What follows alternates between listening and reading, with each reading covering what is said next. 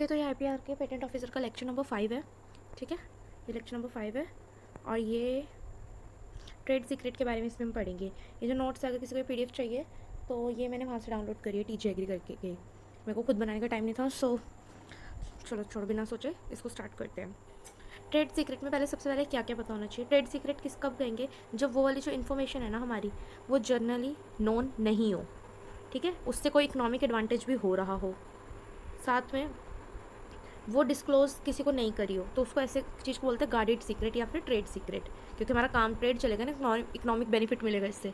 किस किस पे मिलता है ट्रेड सीक्रेट अगर देखा जाए तो, फिजिकल डिवाइस आइडिया पे, फाइनेंशियल डाटा टेक्निक पे, फॉर्मूला पे, पैटर्न, प्रोग्राम, मेथड, ड्राइंग। फ़र्क ये है, इन सब पे पेटेंट भी मिलता है, फॉर्मूला वगैरह पे। तो फ़र्क ये, पेटेंट में डिस्क्लोज हो चुकी होती है चीज़, इसमें नॉन डिस्क्लोजर है, ठीक है।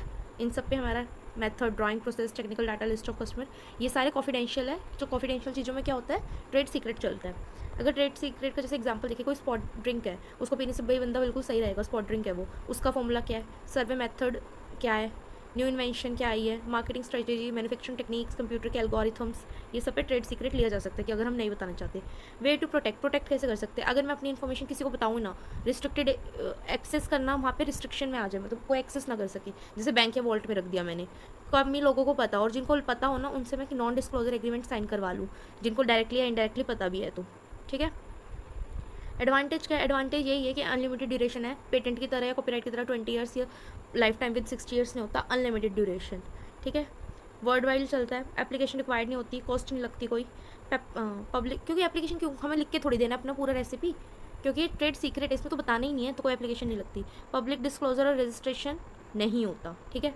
और इफेक्टिवनेस उसी टाइम इमीडिएटली चल पड़ता है। ये ड्रॉबैक्स क्या है, अब इतना लाइफ टाइम अनलिमिटेड वो है, क्या कहते हैं इसको, मेंटेन कर रखा है, तो कॉस्टली अफेयर है, मतलब काफ़ी वो महंगा पड़ता है ये। उसके बाद प्रोटेक्शन नहीं मिलती, अगर किसी ने बिना ही देखे, बिना ही जाने इंडिपेंडेंटली वो इनोवेट कर ली। अब पेटेंट तो हो नहीं रखा कि हम यूज़ कर लेंगे, पेटेंट में तो ये होता है ना, जिसने सबसे पहले करा उसका हो गया। जब हमने डिस्क्लोज ही नहीं करा कि वो क्या था, तो किसी ने अगर इंडिपेंडेंटली उसको इन्वेंट कर लिया तो उससे प्रोटेक्शन नहीं मिलेगी, ठीक है। नॉन डिस्क्लोजर ड्रॉबैक ये है कि अगर वो नॉन डिस्क्लोजर रहता है ट्रेड सीक्रेट, तो फिर उसको कभी इम्प्रूव ही नहीं हो पाएगा, क्योंकि डिस्क्लोज हुआ नहीं तो कोई इस पर काम नहीं करेगा कभी, ठीक है। किस किस पे नहीं लगता है, इक्विपमेंट डिज़ाइन पे, क्योंकि इस पर डिज़ाइन एक्ट लगता है, ठीक है। प्लांट की वेराइटीज़ पे जो ट्रिप्स में आ जाता है, और बुक्स पे ये नहीं लगता। उसके बाद एग्जांपल है केंटकी फ्राइड चिकन का, KFC का, कि इसके अंदर 11 हर्ब्स और स्पाइस होते हैं, ठीक है। कि ये एक ट्रेड सीक्रेट है, जो 11 हर्ब्स और स्पाइस का फॉर्मूला है। ये कैसे लगता है, देखो, ये मिक्स होता है 2 डिफरेंट कंपनीज़ में, ठीक है, 2 डिफरेंट लोकेशन पे, मतलब फिर कंबाइन होता है ये दोनों मिलके 3rd अलग से लोकेशन पे। फाइनल फॉर्मूला मिक्स होता है कंप्यूटर के थ्रू, ठीक है, ब्लेंड होता है कंप्यूटर के थ्रू, और कोई भी आउटसाइडर को पूरी कंप्लीट रेसिपी नहीं पता, क्योंकि ये 2 अलग अलग कंपनी में इसके पहले तो इंग्रेडिएंट मिक्स होता है, फिर 3rd जगह जाके प्रॉपर कंबाइन होते हैं। पहला एक इंग्रेडिएंट अलग मिक्स हो रहा है, दूसरा अलग मिक्स हो रहा है, फिर वो दोनों इकट्ठे मिलकर तीसरी जगह पे मिक्स हो रहे हैं, और फिर कंप्यूटर के थ्रू ब्लेंड हो रहे हैं, तो किसी को कंप्लीट नहीं पता। कोका कोला का जैसे वहाँ पे 11 हर्ब्स थे, यहाँ पे मर्चेंटाइज 7, अगर आ जाते सीक्रेट इंग्रेडिएंट या फॉर्मूला है किसका, कोका कोला का, ठीक है। इसको कोका कोला का जो इंग्रेडिएंट था किसने दिया था, जॉन पेम्बरटन ने, 1886 से लेकर अभी तक ये डिस्क्लोज नहीं हुआ है, 1886 से, ठीक है, John Pemberton. Trade secret litigation क्या होता है, लिटिगेशन क्या होता है, 2 एक्सपेक्ट होते हैं कि मतलब जो ट्रेड सीक्रेट है वो कैसे वायलेट हो सकता है। एक तो ये जो कॉन्फिडेंशियल इन्फॉर्मेशन है, जो सीक्रेट है, या तो वो मिसअप्रोप्रिएट तरीके से बता दिया जाए, या जिसने नॉन डिस्क्लोजर एग्रीमेंट साइन करा था वो उसको ब्रीच कर जाए, तोड़ दे, ठीक है।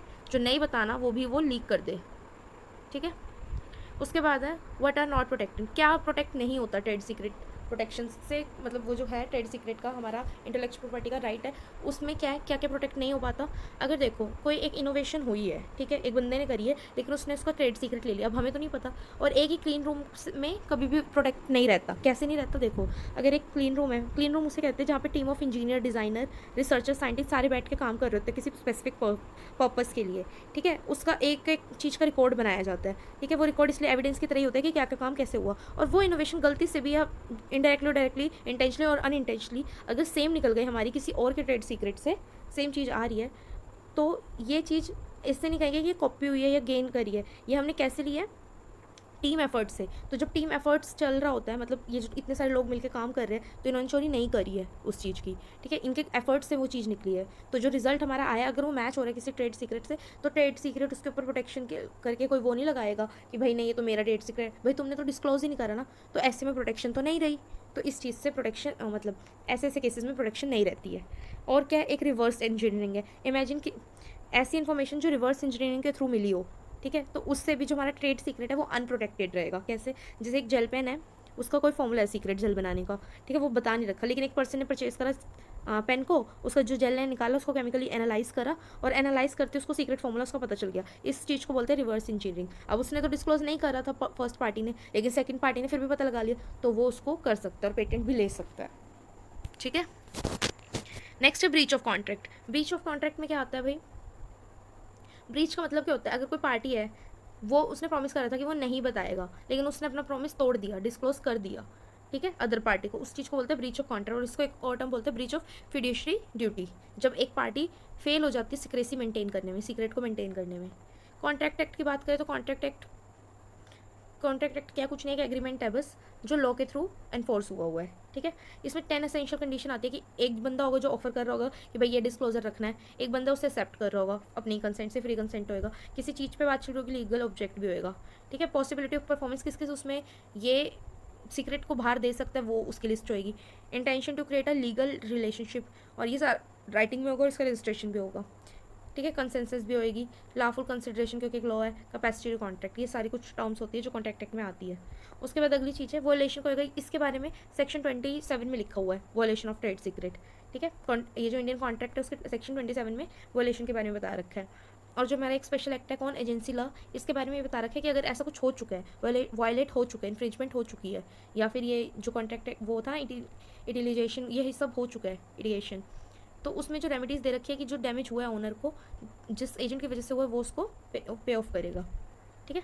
इस साइट से, ये जो साइट है ना, यहाँ से मैंने ये लिया है, जिसको चाहिए ले लेना।